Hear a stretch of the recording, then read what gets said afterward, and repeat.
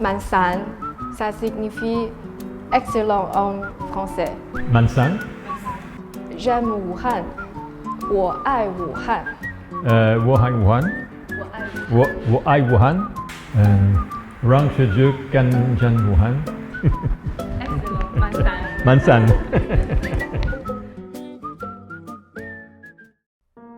Bonjour, je suis Wu Jie du Centre de communication internationale de Wuhan. Aujourd'hui, j'ai l'honneur de recevoir dans notre émission le consul général de France à Wuhan, Monsieur Jean-Yves Roux. Bonjour, Monsieur Conseiller général. Aujourd'hui, nous nous retrouvons sur la place Xianfang, dans le district de Hankou. C'est un bâtiment centenaire à Wuhan où se tient une exposition de photographie du Festival Croisement. En avril, le président Macron s'est rendu en Chine et a inauguré le festival. Quels sont les aspects de la culture française que vous aimeriez faire découvrir au public de Wuhan dans le cadre du Festival Croisement? Le Festival Croisement en Chine, cette année, c'est 255 événements dans toute la Chine. Et pour ce qui est de la Chine du centre, qui est de la compétence du Consulat général de France à Wuhan, c'est une quinzaine d'événements, dont 7 expositions, 4 concerts, des rencontres photographiques, le festival Panorama du cinéma à Wuhan. Donc un grand ensemble de manifestations, avec cette année un volet particulièrement important qui est le volet environnement. Puisque c'est la problématique du changement climatique et de l'environnement est un sujet qui intéresse au plus haut point à la fois les Chinois et les Français, et nos deux gouvernements ont bien décidé de travailler ensemble sur cette thématique de l'environnement. Alors justement, nous sommes ici aujourd'hui dans cette nous sommes entourés par ces photographies de l'exposition de Thierry Vaison qui ont été sélectionnées par Sabrina Sui, qui a fait un excellent choix. Voilà, une belle exposition qui vient nous rappeler, qui vient rappeler au public chinois les enjeux autour de l'environnement et qui vient démontrer que la coopération en matière culturelle est la meilleure façon d'échanger entre peuples sur des préoccupations communes. Votre mission du consul général est votre première visite à Wuhan. C'est mon premier séjour, on va le dire. Mon premier séjour à Wuhan et mon premier séjour en Chine d'ailleurs, puisque je suis arrivé à Wuhan en fin d'octobre 2022 et c'était la première fois que je venais à Wuhan et que je venais en Chine. Donc, quelle est votre impression de Wuhan? Alors, mon impression de Wuhan, elle est très positive. Je trouve que Wuhan est une très belle ville. Ce qui lui donne un attrait très particulier. Donc je trouve que c'est une très belle ville, dans un bel environnement. C'est une ville moderne, c'est une ville jeune, c'est une ville complexe, variée. Et au final, c'est une ville très intéressante. Et c'est une ville qui, pour moi qui la découvre, en même temps que je découvre la Chine, est une ville où les gens sont accueillants. Et où pour l'étranger qui comme moi découvre, la vie est facile et agréable. Après avoir passé plus de 6 mois à Wuhan, quelles sont les particularités de la culture de Wuhan qui vous intéressent? Je sais qu'à Wuhan, il y a une grande école d'architecture, il y a une grande école de musique, il y a une grande école de peinture. Enfin, je ne pourrais pas citer tous les domaines, de littérature bien sûr, je ne pourrais pas citer tous les domaines, mais c'est tout ce qui fait que Wuhan est une ville complète et complexe qui font que c'est une ville très intéressante et très agréable. Aimez-vous la nourriture de Wuhan? Ah oui, beaucoup. Je l'aime beaucoup parce que d'abord elle est très riche, elle est très variée. Compte tenu de ce que je disais sur l'eau et l'environnement aquatique de Wuhan, il y a beaucoup de produits du fleuve, des lacs, des poissons, des plantes aquatiques qui à la fois sont bons pour la santé et en plus ont tous des goûts très forts, très identifiés. À Wuhan, comme partout en Chine, il y a des traditions culinaires très riches, très anciennes. Les Chinois ont ça en commun avec les Français, qu'ils aiment bien cuisiner, faire honneur, comme on dit, faire honneur aux aliments et faire honneur aux bons produits de la terre ou des rivières ou des lacs. Donc à Wuhan, c'est tout à fait le cas. La cuisine de Wuhan me convient tout à fait. Et elle me convient d'autant plus que je suis assez sensible aux cuisines épicées et que la cuisine de Wuhan n'est pas très épicée. Et donc je la trouve doublement savoureuse. Parlez-vous le dialecte de Wuhan? Par exemple, vous avez mangé, on dit que Qi Liao Mao en dialecte de Wuhan. Qi Liao Mao? C'est pour les Wuhanais, cette phrase égale de comment ça va? Qi Liao Mao. Qi Liao Mao? Oui, très bien. Il existe de nombreuses similitudes entre Wuhan et la France. J'ai entendu dire que vous aimez bien nager. Il y a un festival de la traversée du Yangtze à Wuhan chaque année en juillet. Existe-t-il un événement similaire en France? Il y a beaucoup de rivières en France, donc il y a beaucoup, je pense, d'événements similaires. Alors évidemment pas avec la même taille, parce que le Yangtze à Wuhan, c'est très très large, c'est un très très grand fleuve. Mais parmi les événements en France qui existent, je pense qu'il y en a un qu'on peut mentionner, parce qu'il est très remarquable, c'est la traversée de la Garonne à Bordeaux. Comme vous le savez, Bordeaux, c'est une des grandes villes du sud-ouest de la France, qui est jumelée avec Wuhan, et qui est traversée par la Garonne, qui est un des 5 grands fleuves français.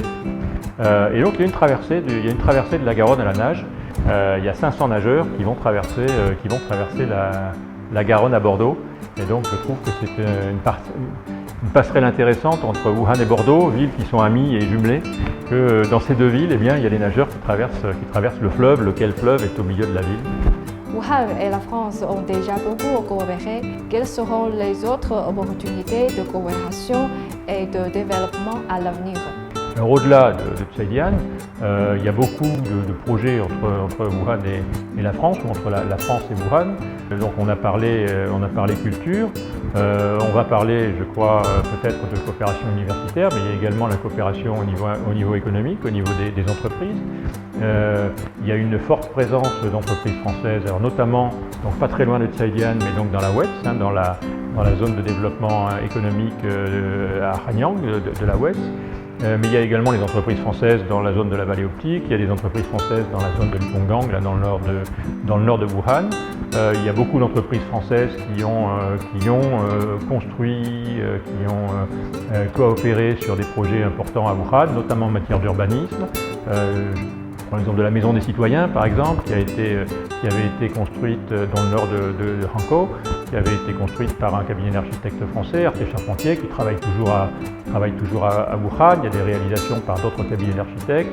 Donc, sur le plan des entreprises, sur le plan des consultants, des chercheurs français, il y a toujours beaucoup de projets. J'espère, en tout cas, c'est ce que je m'attache à faire avec mes collaborateurs ici au Consulat général, c'est d'attirer à nouveau les entreprises françaises, les consultants français, les architectes français, pour les médecins français, les chercheurs pour venir travailler et profiter encore une fois de l'environnement très positif qu'ils trouvent à Wuhan, que ça soit, comme je l'ai dit, parce que la ville est belle et agréable, que ça soit parce qu'il y a ce climat d'amitié entre Wuhan et la France, l'attitude très positive des autorités, encore une fois, de la ville, de la province. Bref, un environnement agréable, favorable, que je m'attache à promouvoir auprès de mes compatriotes. Donc beaucoup de partenariats.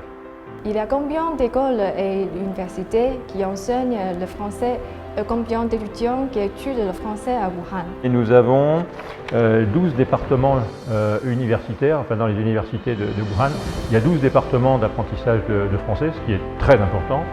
Il y a 6 écoles secondaires qui enseignent le français également comme spécialité. Donc avec certaines qui ont des programmes d'échange, notamment le lycée des langues étrangères de Wuhan a un programme d'échange avec le lycée Montaigne de Bordeaux, encore probablement un résultat du jumelage entre Wuhan et Bordeaux. Il y a également 2 écoles primaires de haut niveau qui bénéficient de ce que nous appelons le label France Éducation. Donc c'est un label qui est décerné par le gouvernement français pour les établissements qui pratiquent justement l'apprentissage du français avec un bon niveau de qualité. Donc il y en a 2 à Wuhan. Donc tout ça fait qu'il doit y avoir à peu près de 5000 élèves qui apprennent le français à Wuhan. en 2023. L'année prochaine marquera le 60e anniversaire de l'établissement des relations diplomatiques entre la Chine et la France. Comment voyez-vous cette relation précieuse? Bon, ça va être un moment très important. Nos deux présidents l'ont rappelé encore une fois lors de la visite d'État du mois d'avril. Donc on va effectivement célébrer les 60 ans de la relation bilatérale entre la Chine et la France. Et donc on va réfléchir à toute une série d'animations pour précisément célébrer ce partenariat. Donc les deux présidents, à la suite de la visite d'État du président Macron, il a été décidé par les deux présidents d'ouvrir 3 dialogues stratégiques entre la Chine et la France. Le premier dialogue stratégique se tient au niveau politique, au niveau des conseillers des présidents, qui maintiennent donc un contact étroit, un contact privilégié. Le deuxième dialogue stratégique, c'est un dialogue dans le domaine économique et financier, qui va se traduire par la venue prochaine donc, du ministre français de l'économie et de ses collaborateurs pour s'entretenir avec leurs homologues chinois des dossiers économiques et financiers. Et le troisième dialogue stratégique, c'est le dialogue sur les échanges humains. Et donc ce dialogue stratégique, il est piloté dans les deux pays par le ministre des Affaires étrangères, donc le ministre chinois et la ministre française, Madame Catherine Colonna. Et donc les échanges humains, ça regroupe notamment les mobilités étudiantes, le tourisme, la culture, tous ces éléments-là, et de sorte qu'en 2024, on ait véritablement une batterie importante de projets qui vont permettre de solidifier et de solidifier la coopération franco-chinoise. Je vous remercie, Monsieur Gonzalo Villenhal. Merci d'être avec nous. C'est moi qui vous remercie.